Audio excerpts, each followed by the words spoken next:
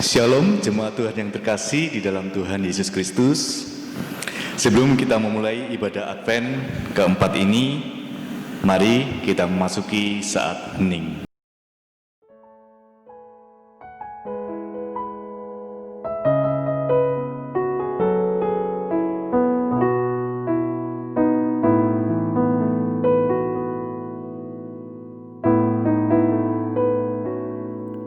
Bila hati terasa berat,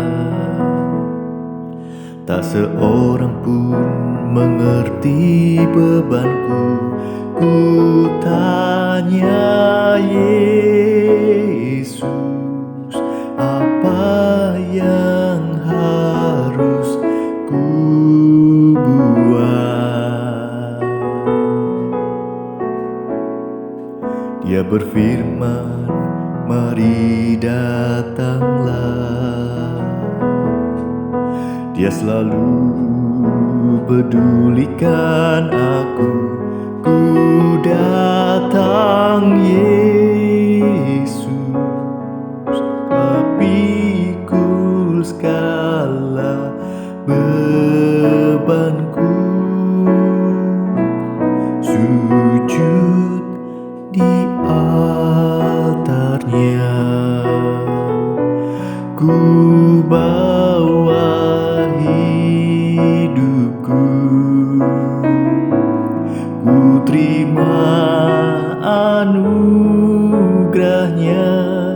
Dia ampuniku dan bebaskanku. Dia ubah hidupku, baharui hatiku. Sesuatu terjadi saat datang di altarnya.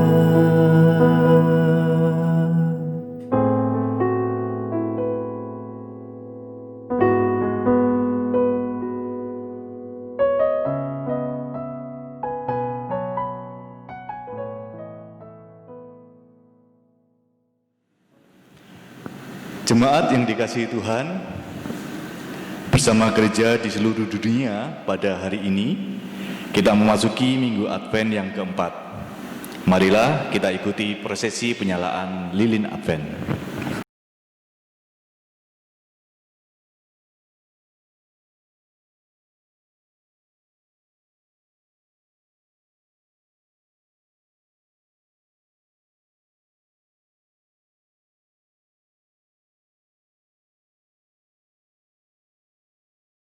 Mari kita bangkit berdiri.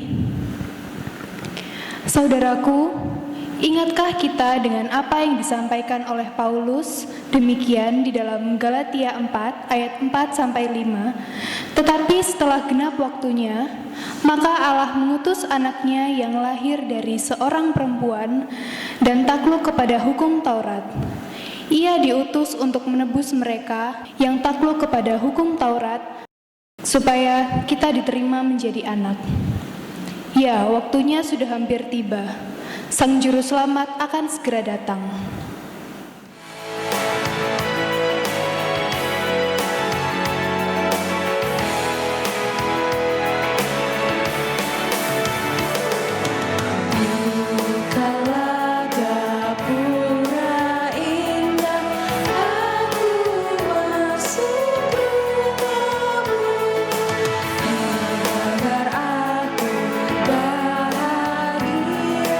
Jiwaku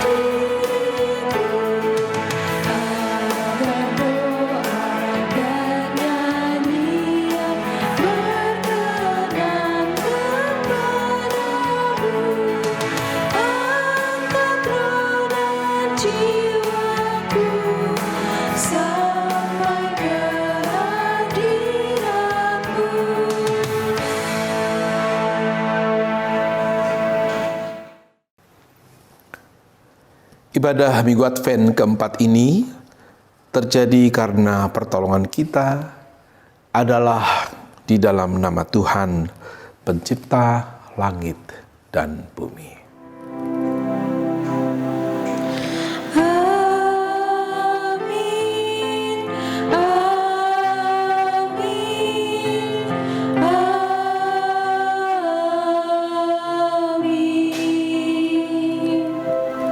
Kasih karunia dan damai sejahtera dari Allah Bapa dan dari Tuhan Yesus Kristus menyertai saudara sekalian. Dan menyertai saudara juga. Saudaraku, 4 buah lilin sudah dinyalakan. Hal itu menandai bahwa kita telah memasuki Minggu Advent yang keempat.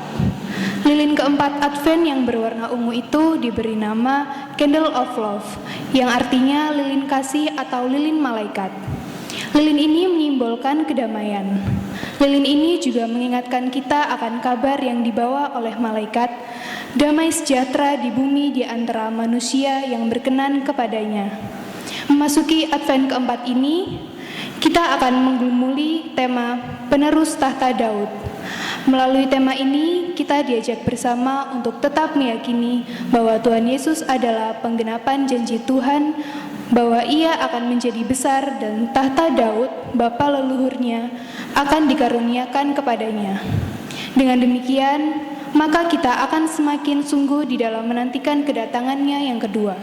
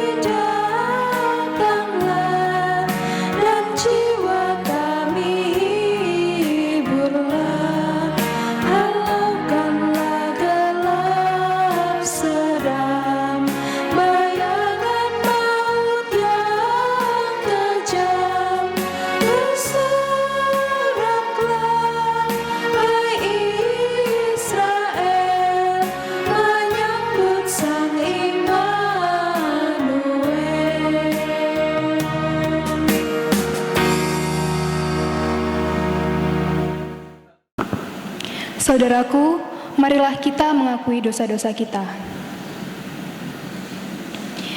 Ya Tuhan, berbagai pengalaman kehidupan telah kami lalui.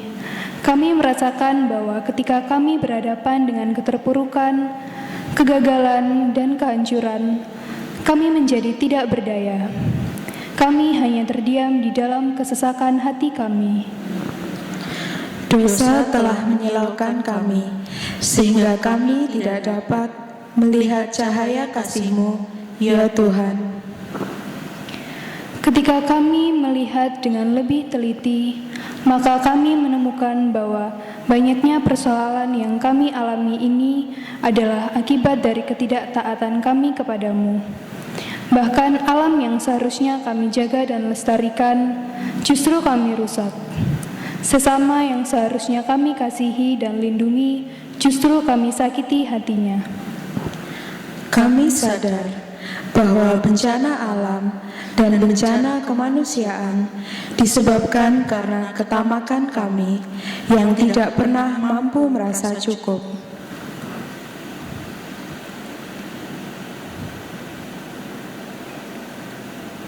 Walaupun demikian, kami tetap percaya bahwa Engkau tidak membiarkan kami jatuh dalam kehancuran. Kasihanilah kami, ya Tuhan. Mampukan kami untuk mengisi hasrat kami dengan kasih-Mu, sehingga kami dapat dipakai menjadi alat pembaruan, agar wajah kehidupan dunia ini semakin ramah. Di dalam nama Tuhan Yesus kami sudah berdoa. Amin.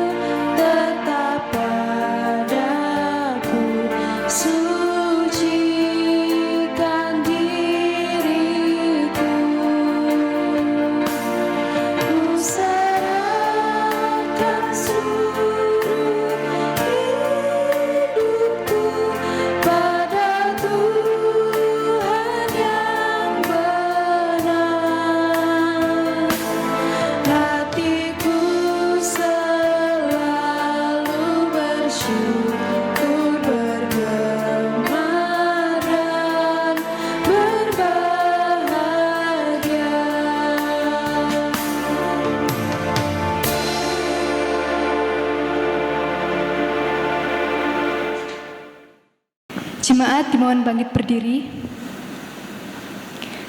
Saudaraku, inilah berita anugerah bagi kita semua, terambil dari Yesaya 12 ayat 1-3 berbunyi demikian. Pada waktu itu, engkau akan berkata, aku mau bersyukur kepadamu ya Tuhan, karena sungguh pun engkau telah murka terhadap aku. Tetapi murkamu telah surut dan engkau menghibur aku. Sungguh, Allah itu keselamatanku. Aku percaya dengan tidak gementar, sebab Tuhan Allah itu kekuatanku dan mazmurku. Ia telah menjadi keselamatanku. Maka kamu akan menimba air dengan kegirangan dari mata air keselamatan. Demikian berita anugerah dari Tuhan. Syukur kepada Allah. Sungguh, Sang Immanuel datang untuk mengubahkan yang rusak menjadi baru.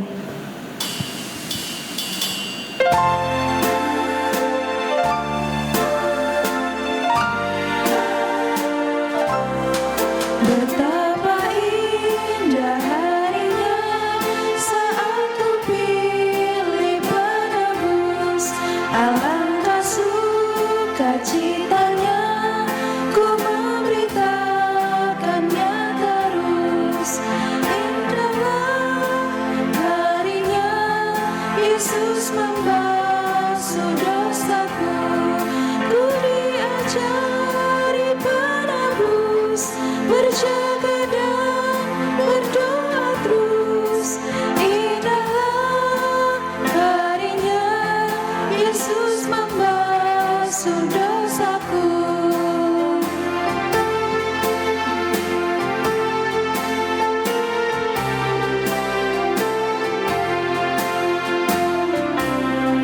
Betapa indah janjinya yang telah mengikat hatiku.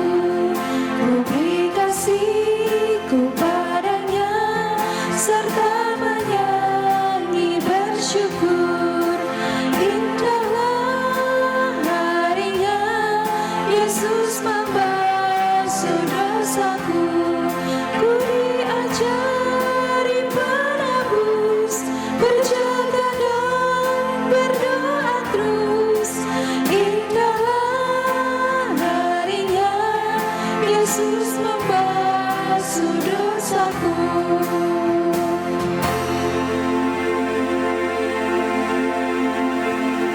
Jemaat dipersilakan duduk kembali.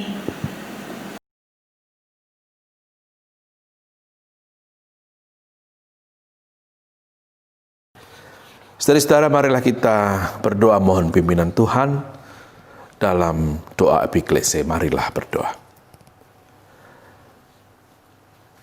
Kami mohon pimpinan Roh-Mu yang kudus ya Tuhan, agar kami yang lemah dan terbatas dimampukan oleh Roh-Mu untuk dapat mendalami kisah hadir-Mu dalam ibadah Advent kami, dan kiranya kisah yang telah berulang kali kami dengar tetap menjadi berita yang baru dan segar bagi kami semua, kini dan di sini, sekarang ini. Demi Kristus kami berdoa. Amin. Bacaan Injil diambil dari Injil Tuhan Yesus Kristus menurut Lukas 1 ayat 26 sampai 38.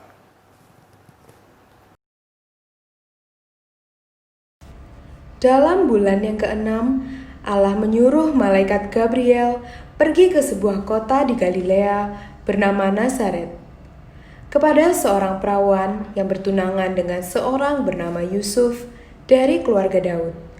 Nama perawan itu Maria. Ketika malaikat itu masuk ke rumah Maria, ia berkata, "Salam, hai engkau yang dikaruniai, Tuhan menyertai engkau." Maria terkejut mendengar perkataan itu, lalu bertanya di dalam hatinya, apakah arti salam itu? Kata malaikat itu kepadanya, "Jangan takut, hai Maria, sebab engkau beroleh kasih karunia di hadapan Allah. Sesungguhnya engkau akan mengandung dan akan melahirkan seorang anak laki-laki, dan hendaklah engkau menamai dia Yesus. Ia akan menjadi besar dan akan disebut Anak Allah yang Maha Tinggi, dan Tuhan Allah akan mengaruniakan kepadanya tahta Daud, bapa leluhurnya. Dan ia akan menjadi raja atas kaum keturunan Yakub sampai selama-lamanya, dan kerajaannya tidak akan berkesudahan." kata Maria kepada malaikat itu, "Bagaimana hal itu mungkin terjadi? Karena aku belum bersuami." Jawab malaikat itu kepadanya, "Roh Kudus akan turun atasmu, dan kuasa Allah yang Maha Tinggi akan menaungi engkau. Sebab itu, anak yang akan kau lahirkan itu akan disebut Kudus, Anak Allah. Dan sesungguhnya, Elisabet sanakmu itu, ia pun sedang mengandung seorang anak laki-laki pada hari tuanya. Dan inilah bulan yang ke-6 bagi dia yang disebut mandul itu. Sebab bagi Allah tidak ada yang mustahil." kata Maria, "Sesungguhnya aku ini adalah hamba Tuhan. Jadilah padaku menurut perkataanmu itu." Lalu malaikat itu meninggalkan dia. Demikianlah Injil Tuhan Yesus Kristus. Berbahagialah mereka yang mendengar serta memelihara firman Allah dalam hidupnya. Maranatha.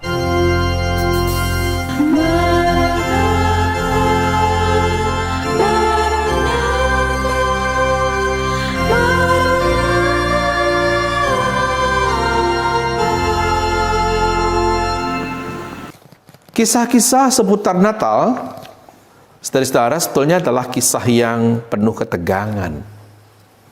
Persoalannya adalah karena kita sudah tahu seluruh rangkaian kisahnya, dan let's say kita berkata happy ending, maka ketegangannya berkurang. Coba bayangkan, asumsikan dan masukkan diri Anda dalam suatu imajinasi. Seandainya Anda tidak tahu semua endingnya dan Anda mengikuti step by step, maka ketegangannya dan lalu lawatan Allahnya lebih terasa bagi kita. Tokoh sentral dalam bacaan kita adalah Maria. Nah, tentang Bunda Maria ini juga persoalan, karena dia sudah terlalu biasa diceritakan, diasumsikan begitu rupa indah dan megah, lalu diberi juga banyak konstruksi dogmatik. Misalnya ada konsep dogma dari misalnya teman-teman Katolik yang mengatakan Maria itu immaculata, tak bernoda, dia spotless, dia clean. Maria bahkan juga diajarkan sebagai yang naik ke surga. Ada juga pandangan Theotokos, Bunda Tuhan. Macam-macam konstruk tentang Maria bukan salah, tetapi dalam hal ini poin saya adalah membuat ketegangan yang dialami Maria menjadi berkurang. Boleh-boleh saja orang mengkonstruk tentang Bunda Maria begitu hebat dan agung, tanpa cacat, tanpa salah, tanpa noda, naik ke surga, Bunda Tuhan. Silahkan. Kita tidak sedang berdebat dogmatika sekarang. Memang itu persoalan-persoalan di antara, salah satu soal di antara pandangan teologi Protestan dan Katolik. Tapi kita di sini mau bicara soal konstruk tentang Maria yang menggunakan kacamata dogmatik, dan narasinya selesai kita tahu bagaimana membuat ketegangannya berkurang. Coba bayangkan jika Anda mengetahui hal ini sebagai pengalaman yang sungguh-sungguh terjadi, step by step, memahaminya begitu. Bukan meletakkannya dalam kerangka cerita yang panjang, tetapi mengetahuinya sebagai potongan-potongan, puzzle-puzzle. Kisahnya akan lebih bicara. Ia masih muda, kita tidak tahu berapa umurnya, tapi kalau kita pakai referensi pernikahan di Israel menurut orang bernama Roland de Vaux misalnya, dalam bukunya Institusi Agama Israel, buku klasik dari de Vaux, itu buku tahun 70-an, 67 kalau saya tidak keliru persis tahunnya. De Vaux membandingkan data-data yang dia ambil dari teks-teks PL, dan dia membayangkan bahwa pernikahan Israel bisa jadi pengantin pria itu 14-16 tahun dan pengantin perempuan itu 12-14 tahun. Itu dugaan Roland de Vaux. Dan sekali lagi dalam teks kita tidak tahu persis berapa usia Maria ketika ia kedatangan malaikat dan lalu mendapatkan berita yang kita baca tadi. Tapi dia jelas tidak dikatakan tua, bukan? Memang Anda bisa mendebat dia tidak dikatakan muda, tentu saja. Tapi kalau kita mengikuti de Vaux, bayangan tentang pertunangan lalu pernikahannya, kalau pakai kacamata de Vaux ya dia remaja sebetulnya. Marilah kita bayangkan sekitar 12-14 tahun SMP atau SMA awal, dia mendapat berita bahwa dia akan mengandung,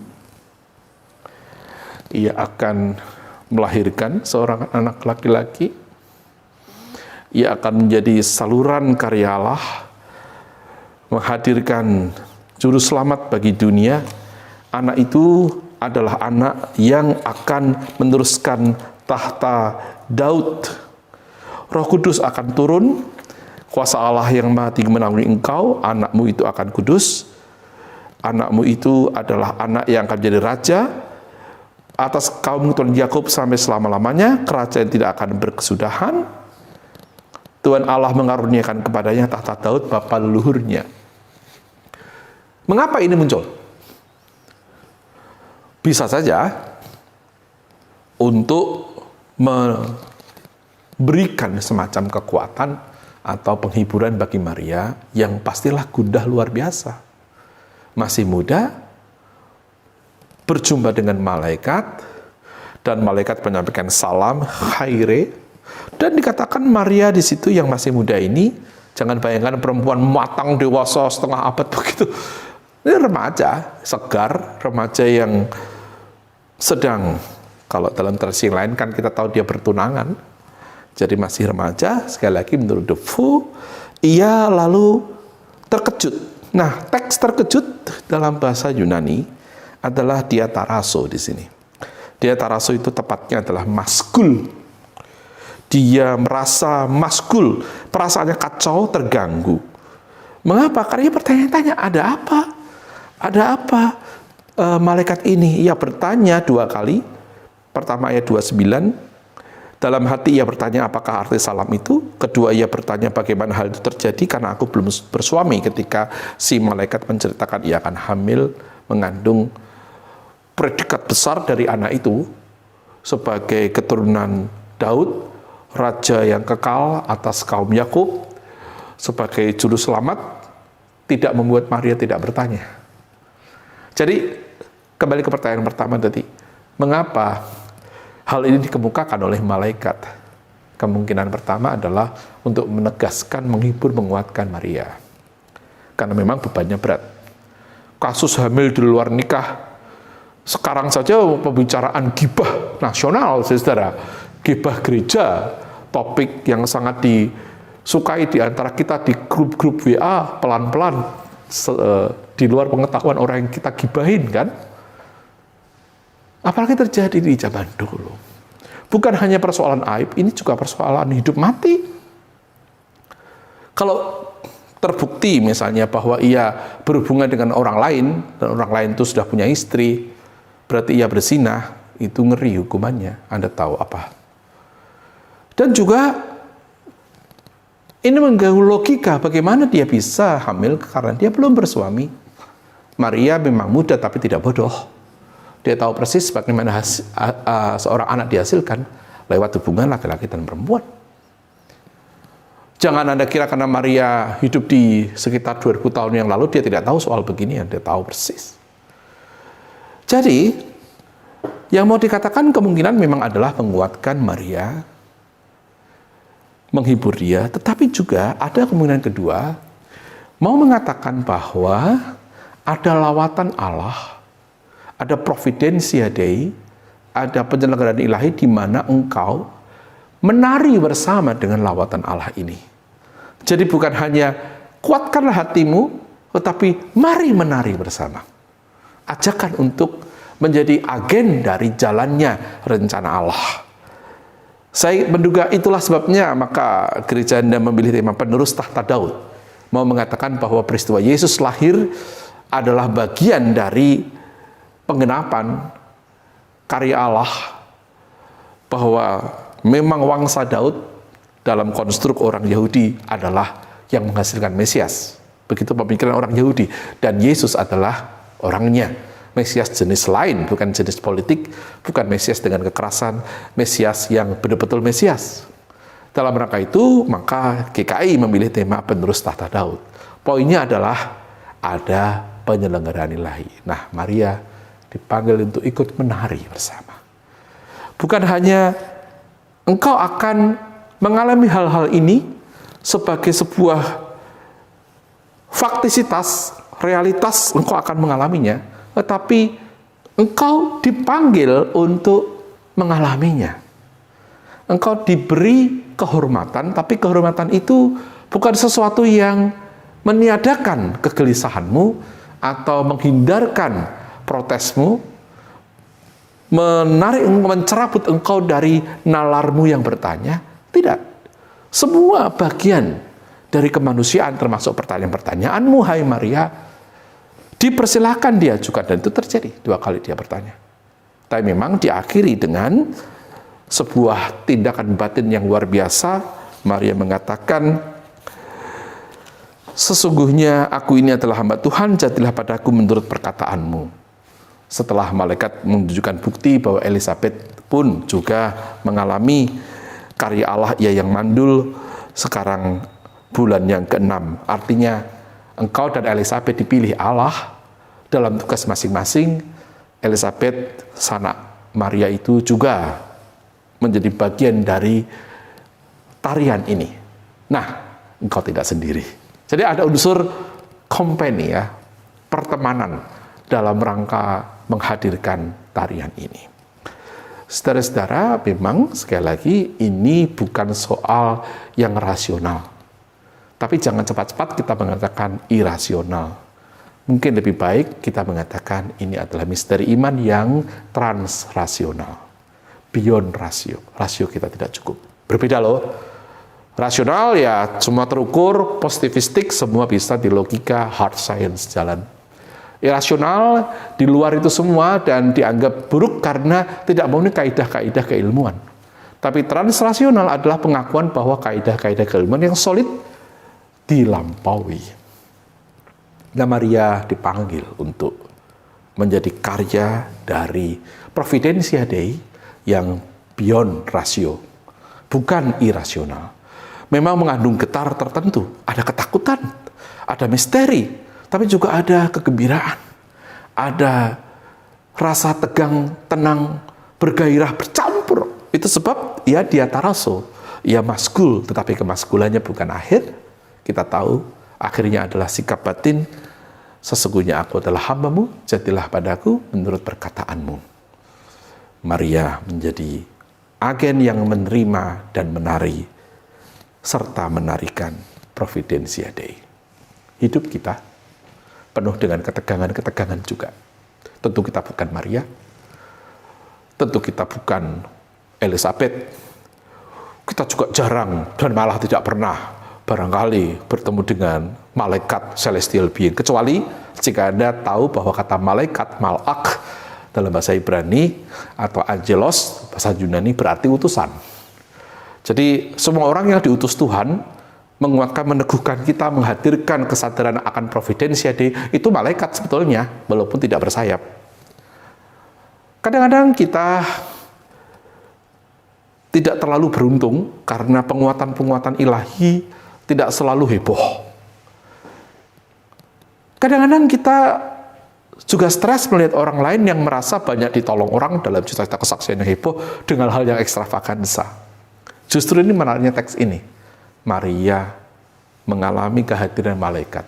Entah malaikat yang celestial being atau malaikat yang biasa saja, yang penting dia malaikat, dia utusan Allah untuk mengingatkan Maria, marilah menarikan Providentia Dei. Engkau tahu bahwa misteri dan ketegangan yang kau alami itu bukan sesuatu yang di luar pengetahuan Allah. Itu malah bagian dari kehendak Allah. Sikap batin yang tepat boleh bertanya, boleh maskul, tetapi jalan terus dalam kemaskulan. Perlu mendapatkan penguatan data-data dari pihak lain dalam ini malaikat mengenai Elisabeth, mengolah data pada akhirnya dari dia taraso menjadi aku hamba Tuhan, dule hamba Tuhan, jadilah padaku menurut kehendakmu. Dari gelisah dan resah menjadi sikap iman yang siap menyambut, berarti siap menari di tengah-tengah ketegangan yang masih terus terjadi. Tidak pernah Anda bayangkan begitu dia hamil orang ribut dan gibah? Tidak pernah Anda bayangkan orang sampai sekarang masih punya banyak teori tentang siapa bapak dari bayi itu. Banyak teori tentang itu. Ada yang bilang Pantera, ada yang bilang barangkali Maria juga berhubungan betul dengan Yusuf. Banyak teori. Tetapi di antara banyak teori itu, kita mendapatkan data Injil, ini adalah Providentia Dei. Allah berkarya pada Daud dan keturunannya. Yesus merupakan wangsa Daud, penerus tahta Daud. Artinya janji Allah jalan terus, menempuh berabad-abad, menempuh tanda tanya dan kelak-kelok jalan. Siapa yang mau mengikuti kelek-kelokan ini dan berani mengunyah ketegangan di atas rasanya dalam sikap iman yang terbuka, maka dia bisa menjadi hamba Allah. Hamba Allah bukan orang yang tidak bergumul. Mari kita gumuli hidup kita. Tapi kita buka mata, melihat bagaimana Tuhan mengutus malaikat-malaikat meneguhkan kita berjalan dalam Providentia Dei-nya. Kita gunakan nalar, tapi kita tahu nalar kita tak cukup. Demikianlah kita mencoba mengada dan menyaksi hidup kita dalam Advent di penghujung tahun ini adalah hidup yang sangat istimewa karena peristiwa pandemi dan juga kekerasan dunia. Itu tidak berarti kita kemudian menyingkirkan pertanyaan. Justru karena ada pandemi dan kekerasan yang terjadi di akhir tahun ini, kita boleh bertanya. Namun, jangan berhenti pada tanya. Teruskan tanya dalam tarian, sehingga menuju sikap iman yang terus membuka diri, menghadapi berbagai macam kemungkinan di masa depan. Sikap Maria adalah sikap menarikan Providentia Dei. Sehingga dari ragu, dari diataraso, menjadi aku hambamu. Selamat Advent. Amin.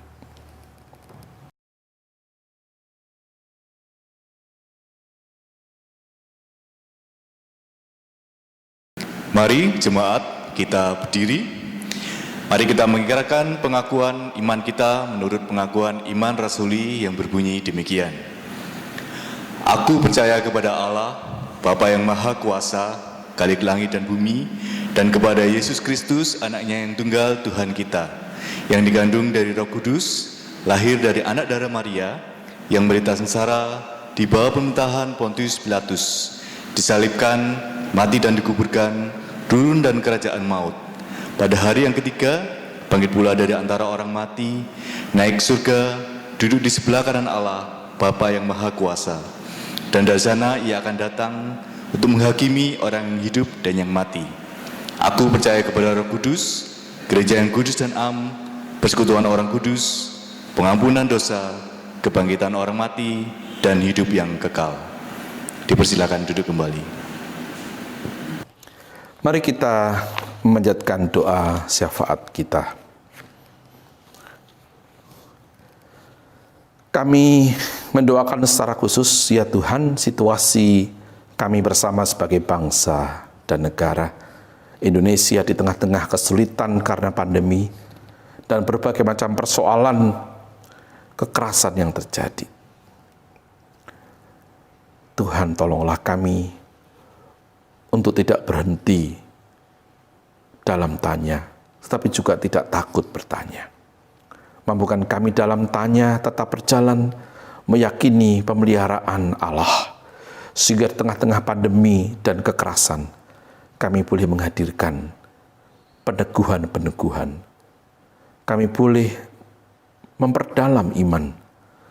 Kami boleh menjadi kompeni, teman yang saling meneguhkan. Bahkan jika Tuhan menghendaki, pakailah kami jadi malaikat-Mu, utusan-Mu, untuk menguatkan orang-orang lain. Kami menyerahkan gereja kami dengan segala pergumulannya. Kami menyerahkan dunia ini dengan segala pergumulannya. Engkau adalah Allah yang menjaga, menata reksa dunia. Kiranya Providentia Dei-Mu menjadi realitas yang kami saksikan dalam kehidupan kami setiap hari, baik sebagai pribadi, keluarga, gereja, masyarakat, maupun bagian dari dunia ciptaan.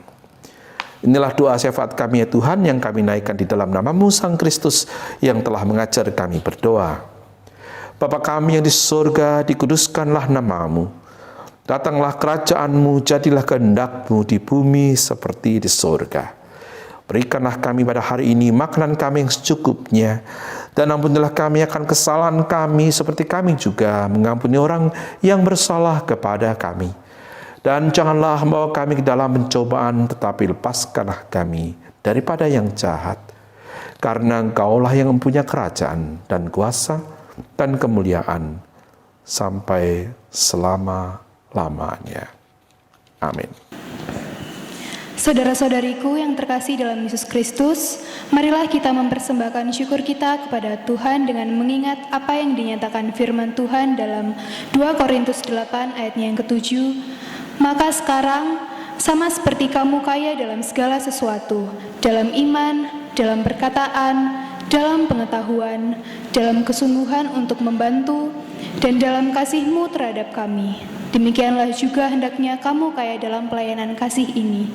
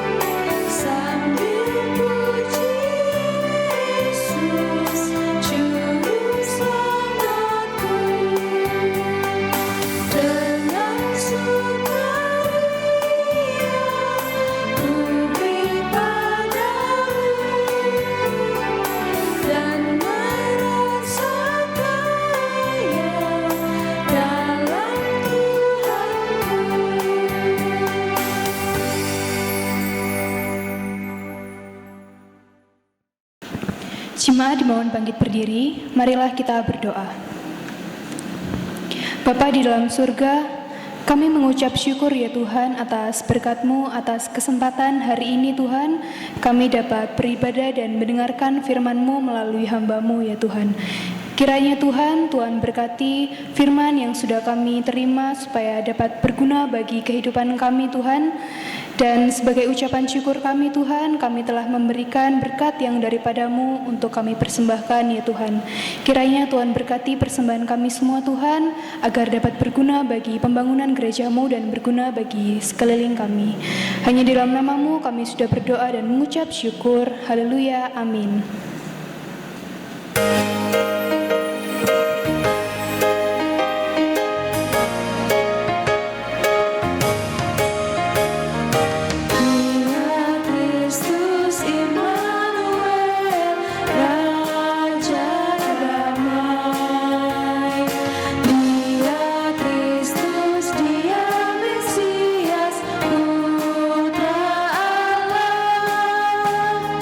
Firman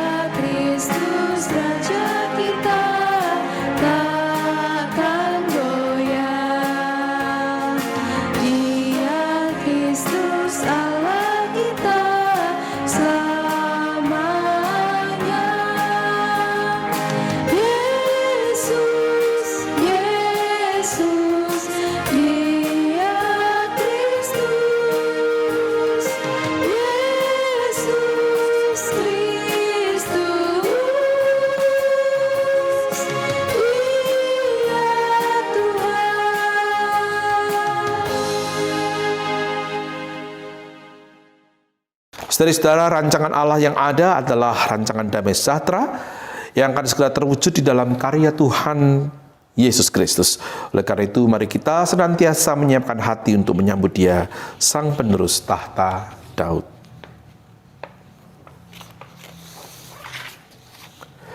Saudara-saudara, dengan tetap beriman kepada Tuhan, marilah sekarang arahkanlah pandanganmu kepada dunia.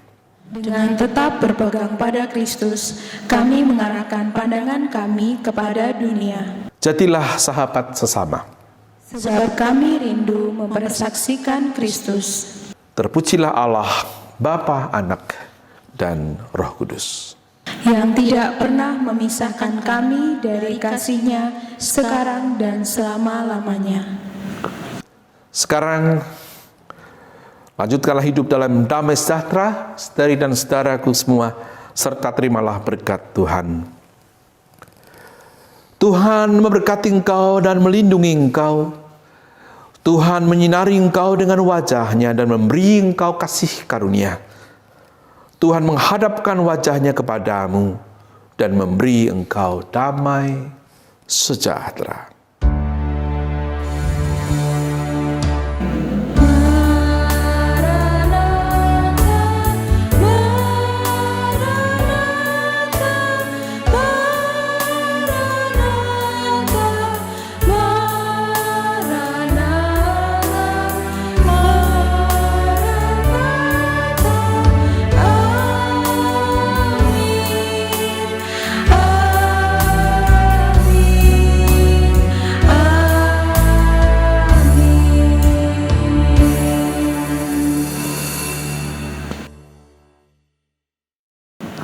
Demikianlah ibadah Advent 4 pada hari ini.